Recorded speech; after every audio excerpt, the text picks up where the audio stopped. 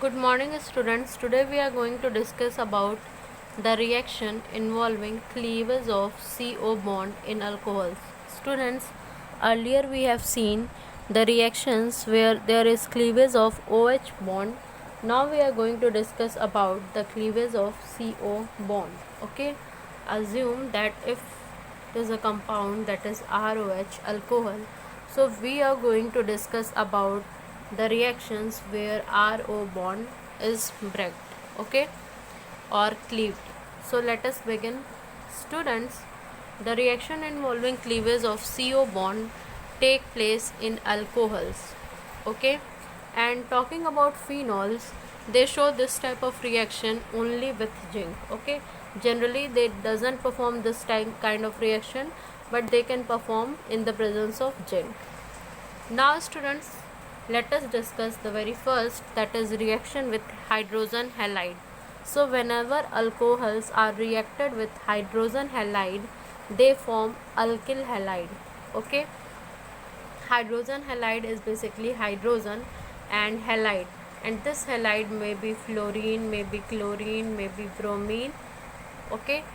So students, what basically happens here, suppose we are taking any alcohol and we are reacting it with an hydrogen halide, okay, then what happens, alkyl halide RX is formed, okay, along with liberation of H2O. अगर हम किसी भी alcohol जो कि ROH है उसको react कराते हैं किसी भी अल्किल हैलाइड के साथ, हाइड्रोजन हैलाइड के साथ, तो जो प्रोडक्ट बनता है वो होता है अल्किल हैलाइड, ओके, और इसके साथ साथ वाटर मॉलिक्यूल निकलता है.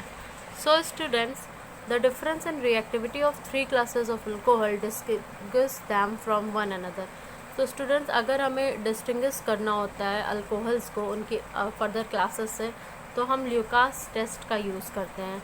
And what is Lucas test? Basically student, जब हम अल्कोहल्स को रिएक्ट कराते हैं कॉन्सेंट्रेटेड HCl और ZnCl2 के प्रेजेंस में, तब हमें उनके डिफरेंस का पता चलता है. How it happens? Basically students, suppose we are taking primary alcohol, okay, and हमने कोई भी प्राइमरी अल्कोहल लिया, suppose we are taking CH3OH, okay, and we added to this we have taken this in a test tube and added conc HCl and ZnCl2, then what will happen, there will be no turbidity. तो जो हमने solution लिया है test tube में, इसमें कोई turbidity नहीं होगी, ठीक है, धुंधलापन नहीं होगा, okay. But student, suppose we are taking are tertiary alcohol, suppose we are taking tertiary butyl alcohol. अगर हम टर्शरी ब्यूटिल अल्कोहल लेते हैं, this is a tertiary butyl alcohol, और इनका रिएक्शन कराते हैं ल्यूकास टेस्ट, इनका ल्यूकास टेस्ट कराएंगे, तो what will happen students, suddenly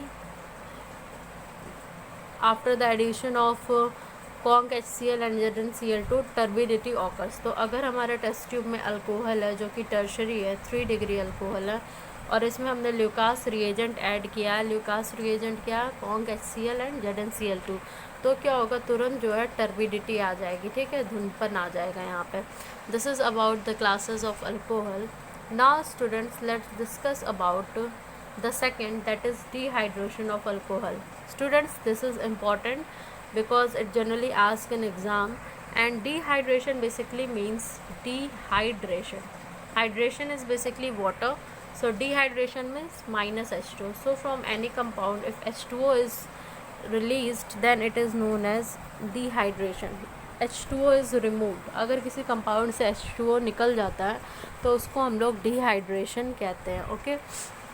So students, you can see here basically what happens, alcohols undergo dehydration, that is removal of water to form alkene, okay, and this basically takes place on treating with a protic acid, ठीक है. जब हम उन alcohol को किसी भी protic acid के साथ रिएक्ट कराते हैं तो अल्कीन का फॉर्मेशन होता है, और वो प्रोटिक एसिड कॉन्क H2SO4 भी हो सकता है और H3PO4 भी हो सकता है. दैट प्रोटिक एसिड में B sulfuric acid and phosphoric acid.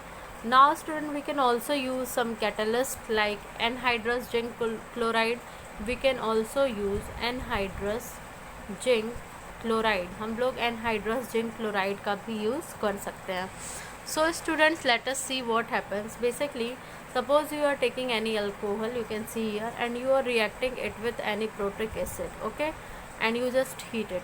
Then what happens? Alkene along with water is formed.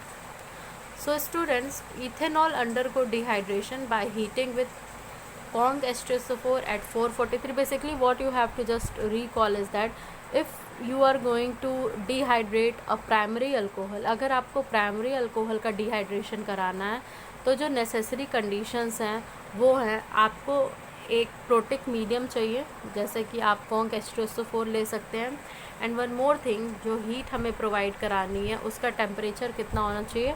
443 kelvin, okay. तो इस टेम्परेचर पे कोई भी प्राइमरी अल्कोहल अल्कीन का फॉर्मेशन कर सकता है, okay. You can see here student. Now students, अगर हम सेकेंडरी अल्कोहल का डिहाइड्रेशन कराना चाहते हैं, if we are going to dehydrate a secondary alcohol, then for that the necessary conditions are basically we require only 85% of phosphoric acid or sulfuric acid and temperature given to the system is only 440 Kelvin, ठीक है। अगर हमें secondary alcohol का dehydration कराना है तो उसके लिए हमें थोड़ा माइल्ड रिएजेंट यूज़ कर सकते हैं, मतलब हम 85% फॉस्फोरिक एसिड या 85% सल्फ्यूरिक एसिड का यूज़ कर सकते हैं। टेम्परेचर हमें 440 केल्विन प्रोवाइड करानी है तो हमें अल्कीन फॉर्म हो जाएगा, okay. Now students, talking about tertiary alcohol, अगर टर्शरी अल्कोहल की बात करें, हमें अगर टर्शरी अल्कोहल को डिहाइड्रेट करना है तो हमें और माइल्डर कंडीशंस फेवरेबल हो सकती हैं। मतलब कि अगर हम कोई टर्शरी अल्कोहल लेते हैं जैसे कि टर्शरी ब्यूटिल अल्कोहल है, तो इसके लिए हमें जो प्रोटिक सॉल्वेंट चाहिए या प्रोटिक सॉल्यूशन चाहिए वो 20% भी होगा तो भी हमारा रिएक्शन फेवरेबल होगा, ओके।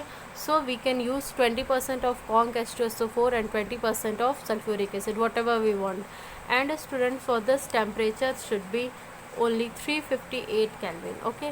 और इसके लिए जो टेम्परेचर होता है वो 358 केल्विन भी चल जाएगा, okay. Then we can get the alkene and water, that is water is dehydrated. Students, how the mechanism are taking place we will discuss later, but let us see what is the order of these primary, secondary and tertiary alcohol. So students, the ease of hydration of alcohols are, you can see from here also, at 358 Kelvin only the water molecule is removed. So the 3-degree alcohol will be most reactive, or it will be very easier for the removal of dehydration, for the removal of water molecule. So 3-degree, from 3-degree water molecule can be removed easily, then 2-degree and then 1-degree, okay. So this will be the order for the ease of dehydration. Now students, let's talk about the mechanism of dehydration. Students, अब हम लोग बात करते हैं कि dehydration की mechanism क्या है। Students, earlier also I have told you that in many of the reaction basically mechanism takes place in 3 step. Students, हमने पहले भी आपको बताया है कि ज़्यादातर रिएक्शंस में जो मैकेनिज़्म होता है वो 3 स्टेप्स में होता है।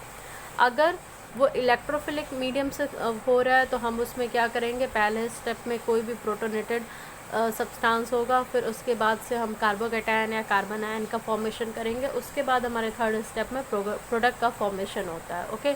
सो basically student, here also what happens, the dehydration of alcohol takes place in 3 steps. Students, यहाँ पे भी बेसिकली क्या हो रहा है, जो अल्कोहल का डिहाइड्रेशन हो रहा है वो 3 स्टेप्स में हो रहा है।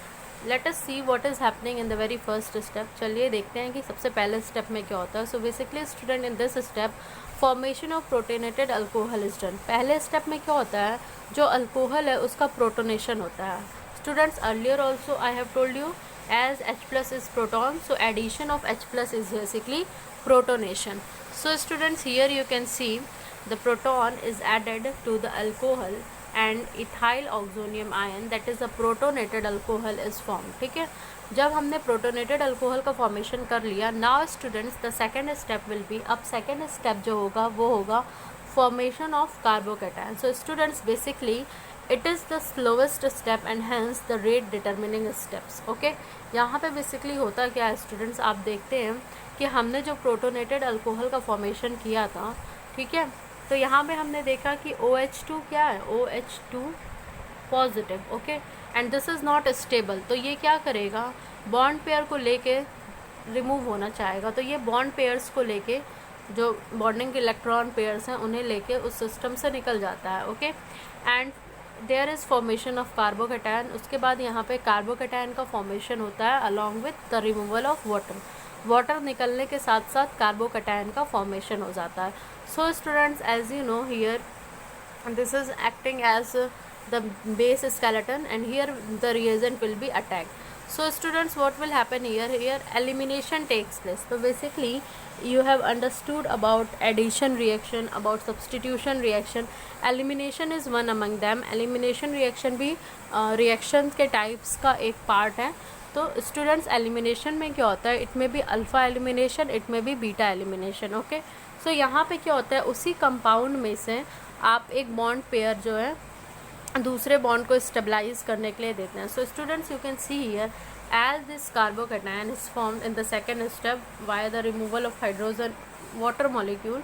सो टू स्टेबलाइज दिस कार्बोकैटायन, इस कार्बोकैटायन को स्टेबलाइज करने के लिए यहाँ से अपने नेक्स्ट अल्टरनेट कार्बन से ये कार्बोकैटायन इलेक्ट्रॉन को एब्स्ट्रैक्ट करेगा, okay. So students, now ethene is formed, okay.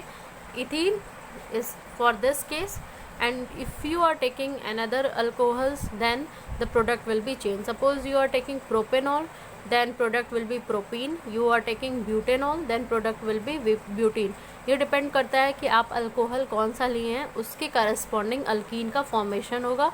And in last step here basically this is termed as the elimination of a proton, okay.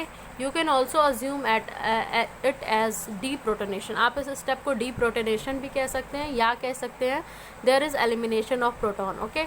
So you can see H plus is releasing, H plus क्या हो रहा है, release हो जा रहा है उस compound से। So this is all about the mechanism of dehydration of alcohol. Thank you class.